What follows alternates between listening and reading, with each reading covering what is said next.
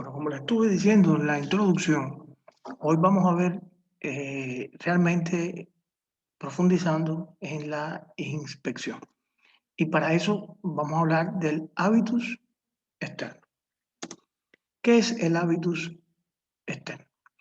Bueno, es el conjunto de datos obtenidos a través de la inspección general, es decir, a simple vista, sin que realicemos ninguna otra maniobra de exploración física y ningún interrogatorio. Recuerden ustedes que habíamos visto que existía la inspección, palpación, percusión y ocultación. Bueno, solo en este caso vamos a evaluar el hábitus externo con la inspección.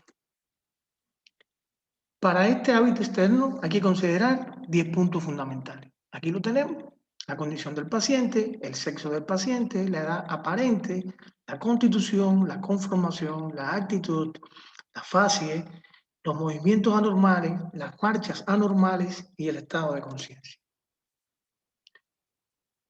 La condición del paciente se asocia al estado de gravedad del paciente y en esto vamos a determinar si el paciente es ambulante o está encamado.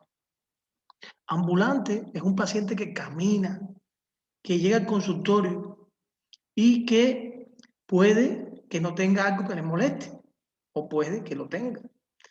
Puede valerse por sí mismo o estar apoyado en una muleta, en un bastón, en un acompañante. Pero en realidad él puede desplazarse, mientras que el paciente encamado es el que se encuentra acostado porque lo obliga su estado de salud a permanecer sin deambular.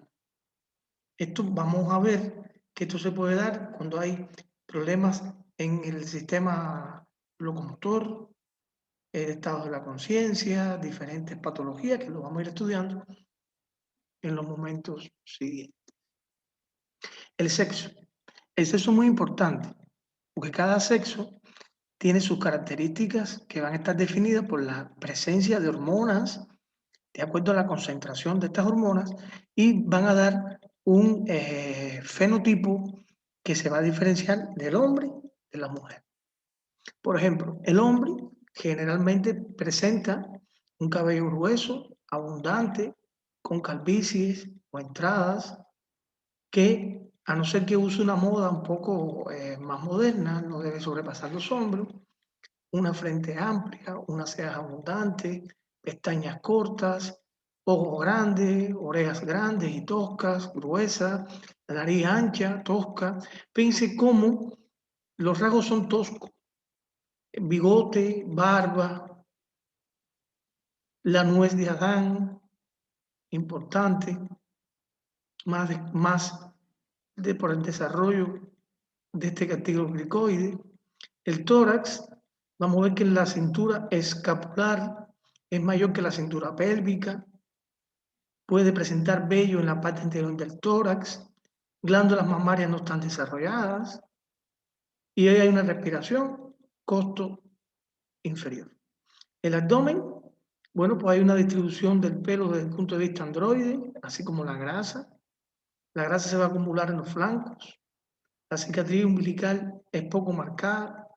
El vello pubiano se extiende hacia la región del ombligo y, por supuesto, la presencia de genitales externos, que serían pene y testículos. Extremidades más fuertes, gruesas, con más vello, las venas, los músculos, o sea, estas son las características del hombre, mientras que la mujer, pues entonces las facciones son más finas, más delineadas, es más delicada, las pestañas más largas, las orejas más delgadas, los labios mejor definidos, la cintura escapular es menor que la cintura pélvica, hay desarrollo de la región glútea, de las glándulas mamarias, la distribución del pelo es diferente, es escaso en los miembros, tiene los genitales externos, que sería vulva con sus labios mayores, menores, el introito vaginal, el clítoris. Son diferentes realmente, fenotípicamente, el hombre y la mujer. a no ser que tengan una alteración desde el punto de vista endocrino, dado por que un hombre tenga un aumento exagerado de hormonas femeninas. Pues entonces, un hombre que sea feminizado, o una mujer que tenga un exceso de hormonas masculinas, y entonces puede aparecer la masculinización en la mujer de hirsutismo, barba, diferentes patologías que pueden estar presentes. El tercer elemento a considerar es la edad aparente. No siempre la edad que se aparenta es la que se tiene. Esto tiene que ver con el nivel de la salud, con la nutrición, el estado de salud en sentido general, la existencia de enfermedades, producto de que hay enfermedades que por supuesto causan muerte celular de forma un poco más rápida, ¿no? Que lo que debe ser, y entonces da un aspecto de una edad que está por encima de lo que realmente tiene el paciente. La constitución. La constitución es el grado de robustez de un individuo y está determinado por la relación que existe entre el tejido óseo y muscular con el tejido celular subcutáneo. Y esto aquí se va a definir que van a ser fuertes, donde predomina el tejido muscular y óseo, una constitución media, hay una proporción entre los tres tejidos, una constitución débil, donde predomina el tejido óseo y hay poca masa muscular y poca grasa, y el fuerte debilitado que da la impresión de un individuo que era fuerte, pero debido a una situación patológica aguda, pues ha perdido masa muscular, ha perdido grasa y realmente se ve que está debilitado. La conformación. Bueno, la conformación es la relación y proporción que tiene entre todas las partes del cuerpo. Por ejemplo, la integridad del cuerpo. Se refiere a que no le sobre ni le falte parte del cuerpo. Todos los miembros, todos los dedos, los ojos, las dos pabellones auriculares. La relación y la proporción. Se refiere a la distribución adecuada entre los segmentos del cuerpo. Que los miembros tengan la misma longitud, que los ojos tengan la misma proporción, el pabellón auricular, los labios. La simetría. La simetría se menciona si las mitades de nuestro cuerpo son simétricas. Ambos ojos, ambas extremidades, glándulas mamarias. Y el tipo orgánico, el biotipo, que sería endomórfico, ectomórfico y mesomórfico. Vamos a ver. Vamos a ver. Este es el biotipo ectomorfo. Observen ustedes que es un paciente delgado, donde esta cintura escapular no es mayor que la pélvica, o ligeramente. Es un abdomen excavado, poca grasa, un cuello que tiene una buena distancia, proporción, ¿verdad? Sobre lo delgado, El mesomorfo, hablemos que sería el atlético, donde esta cintura escapular es mayor que la pélvica, está bien definidos los músculos, tanto de los miembros superiores e inferiores, nuestra salud, ¿verdad? Este es el endomorfo.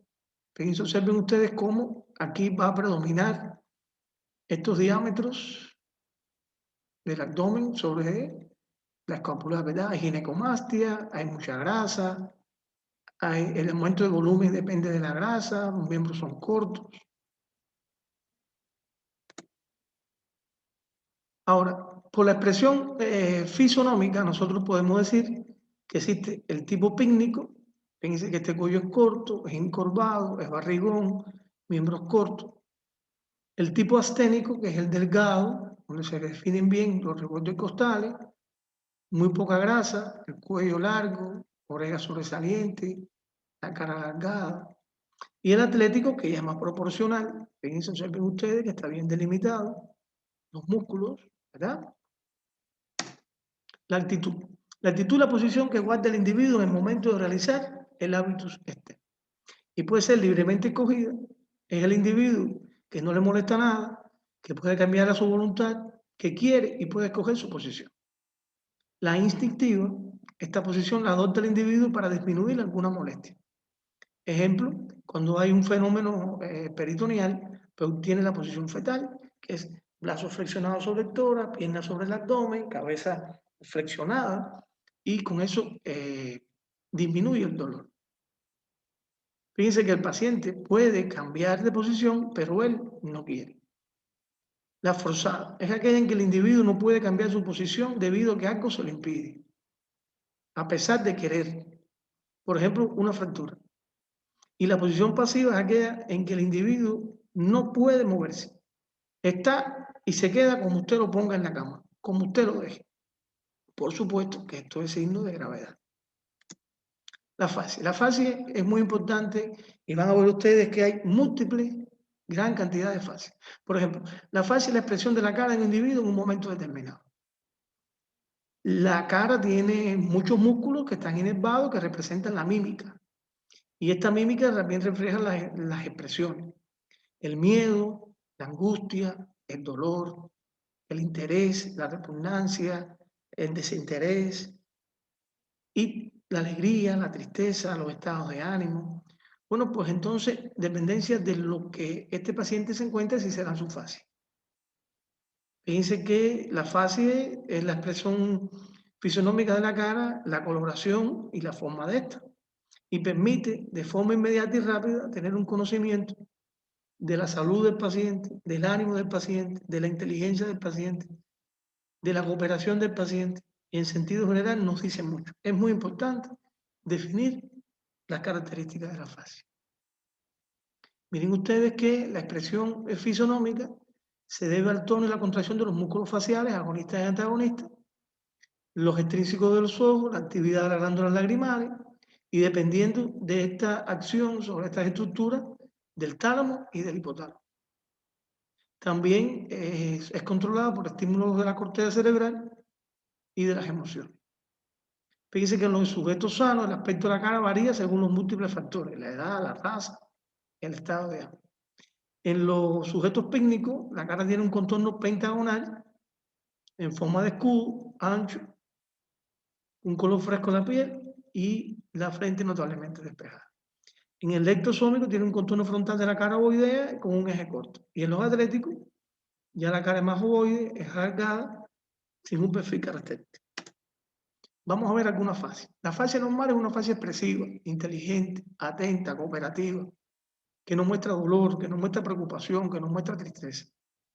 La fase reconcentrada es una fase que está preocupada. Los rasgos son tensos, exagerados, labios apretados, frente fruncida, mirada fija. Está pendiente a recibir una noticia. La fase durmiente es la fase inexpresiva, que puede ser estuporosa del sueño, que puede ser sopor, coma, depresión mental, abulia, letargia. Los labios están entreabiertos, los párpados semiocluidos, la mirada indiferente, puede también estar totalmente quieto, o sea, hay diferentes fases de un mente que va desde lo más sencillo y lo más superficial a lo más profundo. La fase ansiosa, bueno, su nombre lo dice, hay una mayor secreción lagrimal, presenta rasgos faciales acentuados, comensura estirada, ojos bien abiertos, mirada movediza, angustia, ansiedad, es propio de excitaciones psicomotrices, Y la fase dolorosa, bueno, pues son rasgos desencajados, mirada vaga, hipotonía, las comisuras estiradas, los maceteros prominentes, los dientes apretados. Es dolor, ¿verdad? Dolor. Ahora, hay algunas fases que ya van a determinar la patología específica. Y serían, por ejemplo, esta fase febril, que sería la fase neumónica, y la fase eritrocítica, que tiene que definirse que la fase neumónica generalmente es voluptuosa o algo cianótica, con disnea, o sea, sensación de falta de aire, y con una coloración rosada cianótica que a manera de mancha, fíjense, los pómulos, la nariz. Esto es propio de patologías respiratorias. Esta fase, sobre todo en los niños, está dada por enfermedades eruptivas, sobre todo virales, la rubiola, el sarampión, son eritemas que salpican la cara, las mejillas. Ahora, por su coloración ya vimos que habían fases que eran la eritrocítica, ¿verdad? Las mejillas son de color rojo, en la nariz, en la barbilla. Esto puede ser por insolaciones, ¿no? Pero puede ser por fiebre, por alguna intoxicación. La fase melanodérmica consiste en la coloración morena a un negra en la acumulación, miren, de melanina, en diferentes áreas. Esto se ve también después del embarazo. También se ve en la enfermedad de Addison, en trastornos de la hemosiderina. La fase pálida. La fase pálida, bueno, la coloración es blanquecina. Ahí hay pérdida del tejido elástico o fibrosa, o hay disminución del calibre de los vasos, o una disminución de la hemoglobina, en las anemias, en la pérdida de sangre. La fase cianótica consiste en la coloración azulada de toda la cara, incluyendo las conjuntivas. Fíjate que esto es una cianosis central, existencia de sangre capilar de 5 más grados por ciento y una hemoglobina reducida. Aquí están las causas. La fase ictérica, ven ustedes que predomina el íctero, una piel amarillenta, que va a tener diferentes tonalidades, como la flavínica, un color limón, la amarilla rojiza, que es rubínica, y la amarilla verdosa, que es verdínica. Esto tiene que ver con hemólisis, infecciones, obstrucciones por diferentes cálculos de la vesícula biliar, hepatitis, cirrosis hepática, cáncer de páncreas. Ahora hay una fascia que tiene que ver con el sistema nervioso. Aquí tenemos la fascia parkinsoniana, también denominada una fascia de jugador de póker, porque es una fase inexpresiva. Recuerden que los jugadores de póker no pueden descubrirse las cartas que tienen. Entonces, tiene una mirada fija, parpadea muy raramente, la piel lustrosa, como si se hubiese echado una pomada, boca entreabierta, puede haber babeo. Esto es propio de la enfermedad de Parkinson. La fase del síndrome Claudio-Bernard-Horner, que es un síndrome de igual nombre debido a la parálisis de un simpático cervical, hay, fíjense cómo, la disminución de la hendidura ocular, palpebral, con reducción de la pupila, meiosis, congestión de la conjuntiva, así como ese lado tiene parálisis. La fase de la enfermedad cerebrovascular, fíjense que es un rostro inmóvil, una mejilla del lado paralizado, agitada por los movimientos respiratorios. Y la fase encefálica, que tiene un aspecto soñoliento, estupuroso, y cuando el paciente mantiene los ojos abiertos, su fisionomía denota sorpresa y vuelve de nuevo a caer en este aspecto soñoliento. Se ve generalmente en las encefalitis. Esta fase hemiatrófica, fíjense cómo la mitad de la cara está atrófica, miren. La fase hipertrófica es todo lo contrario. Hay una parte de la cara que tiene aumento de volumen. Todo esto son malformaciones, son síndromes congénitos, puede haber accidentes al nacer, traumatismos. La fascia por parálisis facial periférica. Observen ustedes, esto es una lesión neurológica. Fíjense ustedes cómo desaparecen los pliegues. Miren cómo, ¿verdad? Es diferente, miren, miren. Difícil para reírse, para hablar. Está la fase de Hutchinson o mirada del astrónomo. Observen ustedes que hay caída de las hendiduras palpebrales y hay una necesidad de hiperentender la cabeza para poder mirar. La fase tetánica se presenta a través de arrugas en la frente, en el ángulo externo de los ojos, la elevación de las cejas, las comisuras labiales están llevadas hacia arriba y hacia afuera, hay una risa fija, de ahí el nombre de esta fase. Hay fase de origen respiratorio, esta adenoidea es muy frecuente en los niños, y el niño que tiene una hipertrofia del adenoide y tiene que respirar por la boca. Es la boca entreabierta, una cara alargada, una mirada adormecida, como si no estuviera concentrado. La fase mediastínica, esta es una cara abotagada, con cianosis central, ingurgitación de las venas, del cuello. Estos son problemas en la cava superior. Esta fase tiene que ver con la patología cardiovascular, la enfermedad coronaria, que esta fase, este es un resultado de un grado mayor que esta, pero al final es una fase pálida, de dolor de angustia, de ansiedad, de temor a morir. Esta fase de la insuficiencia óptica es un color pálido suave con tinte amarillento, con las arterias temporales y carotidas animadas de amplio latido y las mejillas van a cambiar de color sincrónicamente con el pulso. Este color aparece y desaparece, aparece y desaparece. Fascia de una cardiopatía congénita, donde hay cianosis, labio color rojo, negruzco, la conjuntiva inyectada. La fascia rubicunda es habitual en el niño a causa de su piel fina. Puede ser con emociones, en niños rubios, güeros, como dicen ustedes. También personas que han ido a la playa. Y también se ve en los procesos febriles, sobre todo en el niño. La fase de origen digestivo está la fascia pancreática.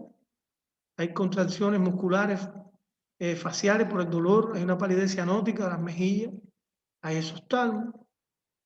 La fascia ulcerosa, pues entonces las mejillas están hundidas, la frente está arrugada.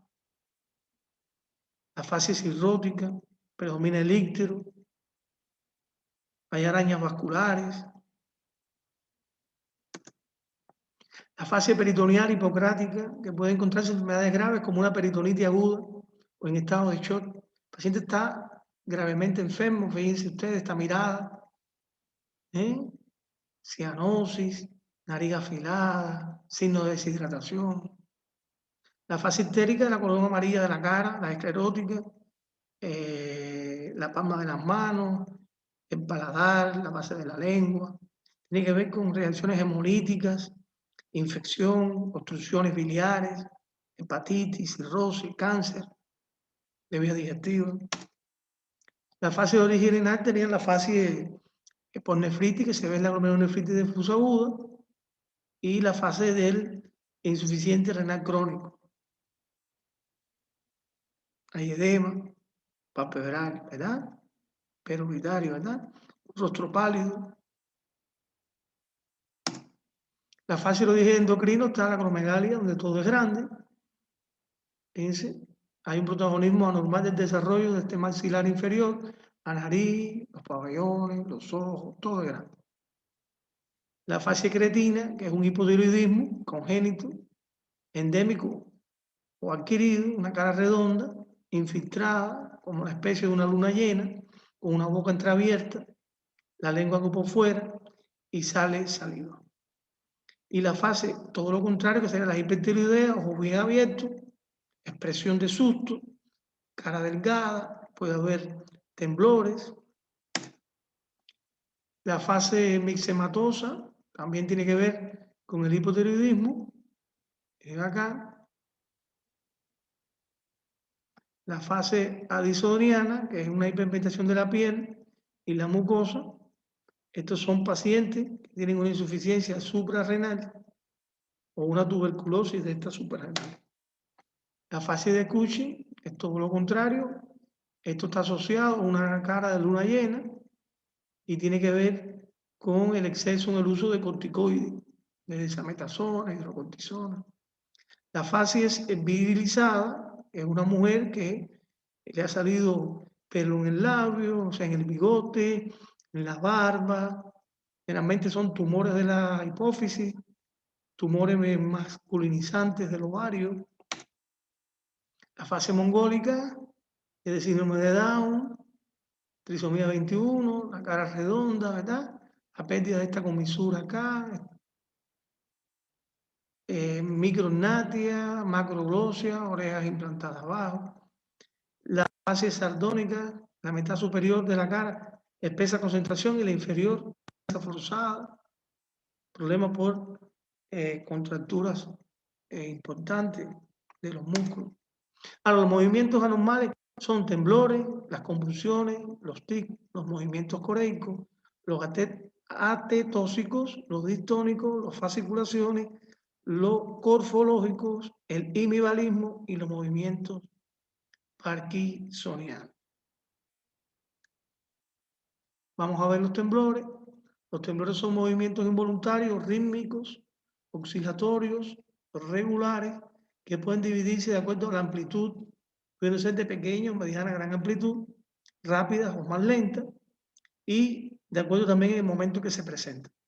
Puede ser de actividad, o sea que se desencadena con el movimiento, lo de reposo, que se presenta aunque esté en estado de reposo, y lo constante, que es en todo momento. Lo mismo de reposo que de actividad. Las convulsiones son movimientos involuntarios producidos por la contracción muscular, que pueden ser tónicas, clónicas y mixtas. Las tónicas, cuando la contracción es permanente y ocasiona un estado de rigidez de la parte afectada mientras dura la convulsión. Y las convulsiones clónicas son intermitencias rápidas, dando como resultado un movimiento amplio y violento que generalmente son localizados, precedido por un aura que puede ser un grito, una náusea, un vómito, un dolor, hay relajación de esfínter, secreción de saliva, alucinaciones auditivas, visuales, olfatorias, puede haber inconsciencia, sueño, y después de esta convulsión clónica el paciente cae en una fatiga importante, como si estuviese soñoliento, hasta que se va recuperando. Esto es propio de las epilepsias, de los tumores cerebrales, otras patologías neurológicas. Las mixtas, la mezcla de las tónicas y las clónicas. Los tics son movimientos involuntarios conscientes. Reproducen un gesto o un movimiento de la vida diaria y provocan una sensación de bienestar al realizarse. Pueden ser dominados voluntariamente, pero su supresión provoca un gran malestar. Significa que el paciente necesita de esos movimientos. Cerrar un ojo, mover una mano, hacer un movimiento con la boca.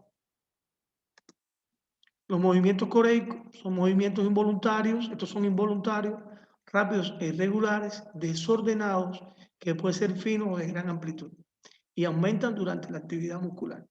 Aparecen con la actividad y disminuyen en reposo. Los movimientos atetóxicos, movimientos también involuntarios, lentos, de gran amplitud, son conscientes y se presentan generalmente en los dedos. Se da la impresión de movimientos como el pulpo, de los tentáculos del pulpo. También puede presentarse en la cara y la lengua.